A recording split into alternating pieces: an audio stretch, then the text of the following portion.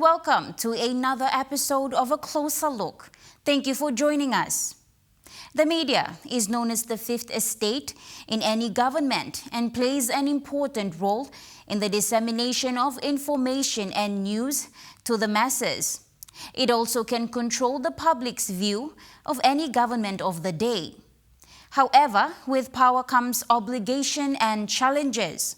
May 3rd is a day designated each year to look on some of the challenges that people in the media industries face, as well as celebrate the wins of each and every journalists, reporters who have taken the initiative to ask the toughest questions and make people accountable for their actions. In this episode of A Closer Look, we celebrate World Press Freedom Day and what it means to be free and unbiased in reporting. The United Nations General Assembly declared May 3rd to be World Press Freedom Day, or just World Press Day, observed to raise awareness of the importance of freedom of the press and remind governments of their duty to respect and uphold the right to freedom of expression, enshrined under Article 19 of the 1948 Universal Declaration of Human Rights, and marking the anniversary of the Windhoek Declaration, a statement of free press principles put together by African newspaper journalists in Windhoek in 1991.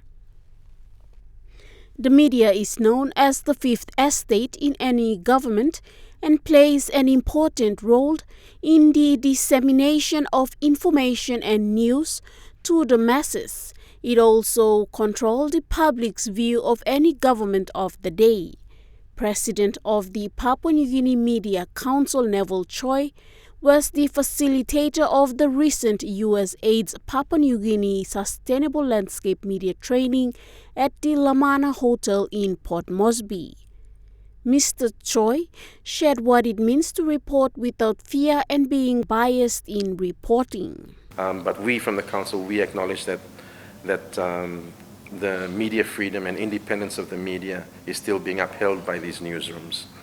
And at some stage, like the US, we would expect in Papua New Guinea and in the evolving of the media that at some stage we will be able to have enough media organizations in our industry to be able to say, okay, post-Korea, we understand that you are owned by Australian, you'll have some Australian leanings in your coverage, that's fine.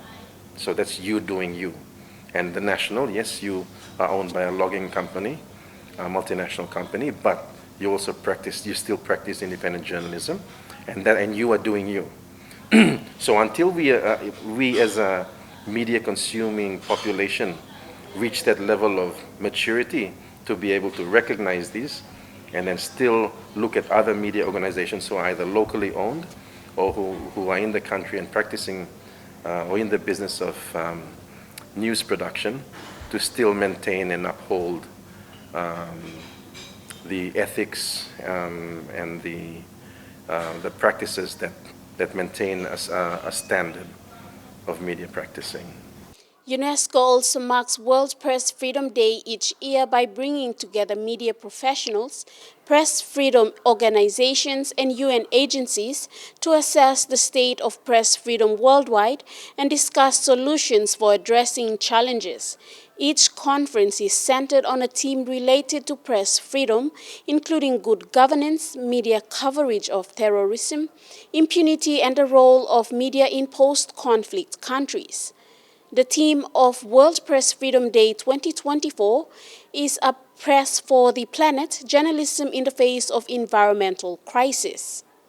Father Ambrose Pereira, the Social Communications Coordinator with the Catholic Bishops' Conference and also parish priest, also facilitated recently a media education seminar with 11 schools in the nation's capital and youths from the Mary Help of Christian Parish in Sabama. Father Ambrose highlighted the importance of teaching the up-and-coming generations on the important work the media does. This event. It's delightful that we have young students who are interested in knowing what goes on in preparing the media. And so these media education seminars are strongly to help our young people understand a little bit of the media, be critical about what they receive, and be creative in what they produce. Every user is generating content, and the content has to be positive. And that's our task.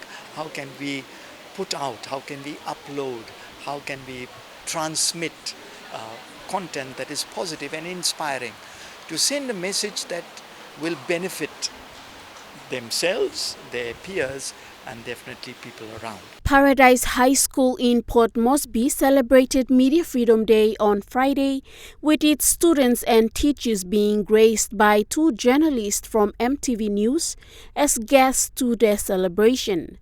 These kinds of events and activities celebrated in schools help students apply journalism standards of accuracy, fairness, and clarity in deciding how to report news. And Isam, a teacher at the school, shared the importance of the day. We believe in media freedom. We would like students to know why media freedom is important, so that they can also in future, they can know the channels that they could use and what they could speak on and what they cannot speak on. Like sometimes we just speak things that might not be right for us to speak on the media, different forms of media. PNG, with its bulk of the population living in remote centers in the country, the hassle of informing and disseminating news and information can be quite a struggle. With the 3 medium of communication in the country being newspaper, television, and radio, the latter has by far a greater reach to the masses than the other 2. Studies have proven that radio is one of the most popular tools of communication and transmission. Radio dramas, which are dramatized purely acoustic performance of societal issues, are means through which awareness of happenings are transmitted. Most radio dramas are staged according to what is experienced in the society. Eddie Waponai, lead comedian actor in the Watete comedy group, shared his experience with working with the media, especially the radio broadcasting networks. Go inside the radio play, sit down to son, now talk make him a radio legal play. So I'm to go out. So online we had to come out low town. Was a stop the son now this harim to radio. Was example so Burkum Busa.